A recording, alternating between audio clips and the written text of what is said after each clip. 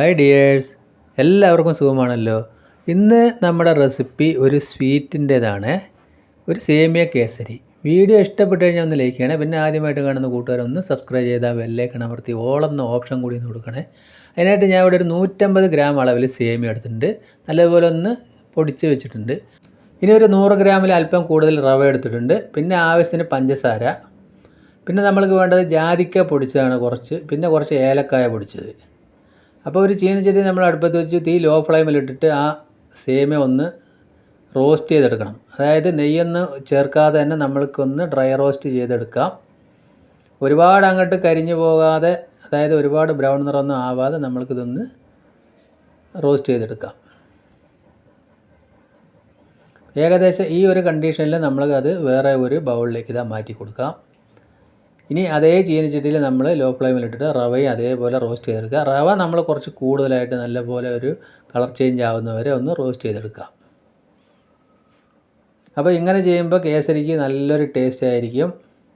അപ്പോൾ ഇതേപോലെ റവയും സേമിയയും ചേർത്ത് കേസരി ഉണ്ടാക്കാത്തവർ എന്തായാലും ഒന്ന് ചെയ്ത് നോക്കുക. പെട്ടെന്ന് തന്നെ നമുക്ക് ഉണ്ടാക്കിയെടുക്കാൻ പറ്റും. ഇതേപോലെ റവ ആവുന്ന സമയത്ത് അതും വേറെ ബൗളിലേക്ക് മാറ്റി കൊടുത്തു. ഇനി നമ്മളൊരു പ്ലേറ്റ് എടുത്തു, അതിലേക്ക് കുറച്ച് നെയ്യ് ഇതേപോലെ ഒന്ന് സ്പ്രെഡ് ചെയ്ത് അവിടെ മാറ്റി വയ്ക്കാം. അപ്പോൾ അതേ ചീനച്ചട്ടി ഞാൻ അടുപ്പത്ത് വെച്ചിട്ടുണ്ട്. അതിലേക്ക് നമ്മളൊരു 300 മില്ലിയിലധികം വെള്ളം, ഈ ഗ്ലാസ്സിന് 1.5 ഗ്ലാസ്സാണ് വെച്ചിരിക്കുന്നത്. അപ്പോൾ നമ്മൾക്ക് ഏകദേശം കണക്കാവുമെന്ന് വിശ്വസിക്കാം. വെള്ളം ഒന്ന് തിളച്ച് വരാറാവുന്ന സമയത്ത് ഒരു പിഞ്ച് ഉപ്പ് ഇട്ട് കൊടുക്കുക. പിന്നെ ഒരല്പം ഫുഡ് കളർ ഞാൻ ചേർത്ത് കൊടുക്കുന്നുണ്ട്. മഞ്ഞൾപ്പൊടി ആയാലും കുഴപ്പമില്ല. ഇനി നമ്മൾ അതിലേക്ക് ഏലക്കായ പൊടിച്ചതും ആ ജാതിക്ക പൊടിച്ചതും അല്പം ചേർത്ത് കൊടുക്കാം. അപ്പോൾ ജാതിക്ക പൊടിച്ചത് ചേർക്കുമ്പോൾ നല്ലൊരു രുചിയാണ്.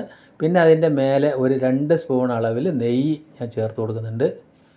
അപ്പോൾ വെള്ളം നല്ലപോലെ തിളച്ചതിന് ശേഷം നമ്മൾക്ക് സേമിയ ചേർത്ത് കൊടുക്കുക. അപ്പോൾ സേമിയ ചേർത്തതിന് ശേഷം നമ്മളൊന്ന് ലോ ടു മീഡിയം ഫ്ലെയിമിൽ ഇടണം. എന്നിട്ട് നല്ലതുപോലെ ഒന്ന് തിളപ്പിച്ചെടുക്കുക. അപ്പോൾ ഒരുവിധം നമ്മൾ ആ സേമിയെല്ലാം ഒരു 1/4 വേവ് ആവുന്ന സമയത്ത് നമുക്കതിലേക്ക് അല്പം കൂടി ഞാൻ വെള്ളം പോരാതെ തോന്നിയതുകൊണ്ട് ഒരല്പം കൂടി വെള്ളം ഒഴിച്ച് കൊടുത്തിട്ടുണ്ട്. അതായത് ഒരു 2 സ്പൂൺ വെള്ളം. ഇപ്പോൾ 1/4 വേവായിട്ടുണ്ട്. ഈ സമയത്ത് ആ റവ അതിലേക്ക് ചേർത്ത് കൊടുത്തു.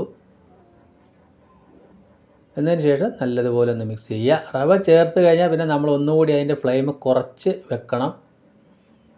അപ്പോൾ അത് പെട്ടെന്ന് ടൈറ്റായി വരുന്നുണ്ട്. ഇതേപോലെ ഒരുവിധം നല്ലപോലെ ടൈറ്റായതിന് ശേഷം നമ്മൾ പഞ്ചസാര ചേർക്കാം. പഞ്ചസാര ചേർത്ത് കഴിഞ്ഞാൽ ഒന്നുകൂടി ലൂസാകും.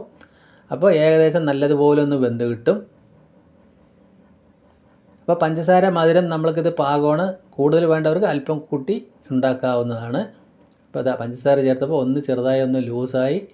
ഇനി അതൊന്ന് നല്ലതുപോലെ ഒന്ന് ടൈറ്റായി വരണം. അപ്പോൾ നല്ലതുപോലെ തന്നെ നമ്മൾ കൈവിടാതെ ഇളക്കി കൊടുക്കുക. ലോ ഫ്ലെയിമിലാക്കി വെക്കുക. ഇപ്പോൾ ഞാനൊരു സ്പൂൺ കൂടി അതിലേക്ക് നെയ്യ് ചേർത്തു. അപ്പോൾ ഒരുപാട് അങ്ങോട്ട് നെയ്യൊന്നും ഇല്ലാതെ നമ്മൾക്ക് സിമ്പിളായിട്ട് ഉണ്ടാക്കാൻ പറ്റിയ നല്ലൊരു കേസരിയാണ്, നല്ലൊരു സ്വീറ്റ് ഐറ്റമാണ്. എന്തായാലും നിങ്ങൾ ഇതേപോലെ ഒന്ന് ട്രൈ ചെയ്ത് നോക്കുക. ഈ ഘട്ടത്തിൽ ഫ്ലെയിം ഓഫ് ആക്കിയതിന് ശേഷം ആ ചൂടോടുകൂടി തന്നെ നമ്മൾ നേരത്തെ നെയ്യ് തടവിയ പ്ലേറ്റിലേക്ക് ഇത് മാറ്റി കൊടുക്കുകയാണ്. മാറ്റി കൊടുത്തതിന് ശേഷം നമ്മൾക്കതൊന്ന് നല്ലപോലെ ഒന്ന് സ്പ്രെഡ് ചെയ്യാം.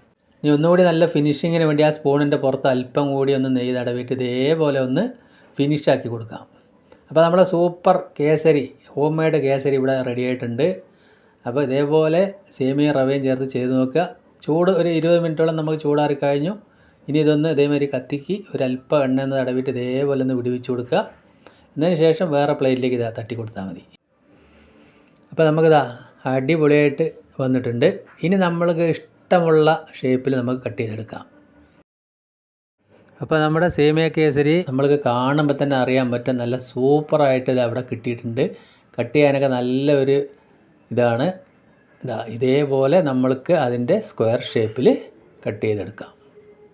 അപ്പോൾ അടിപൊളിയായില്ലേ. ഇനി നമ്മൾക്ക് അതിൻ്റെ മേലെ ഇതേമാതിരി ഒരു കറുത്ത മുന്തിരി ഞാനൊന്ന് ഭംഗിക്ക് വേണ്ടി ഡെക്കറേഷൻ ചെയ്ത് കൊടുക്കുന്നുണ്ട്. അപ്പോൾ ഇതേപോലെ ഉണ്ടാക്കാത്തവർ എന്തായാലും ഒന്ന് ചെയ്ത് നോക്കുക. നിങ്ങളെല്ലാവരും ഇത് ഇഷ്ടപ്പെടും. ഞാനൊന്ന് പൊട്ടിച്ച് കാണിച്ചു തരാം. വീണ്ടും നല്ലൊരു വീഡിയോ ആയിട്ട് കാണാം. Thank you.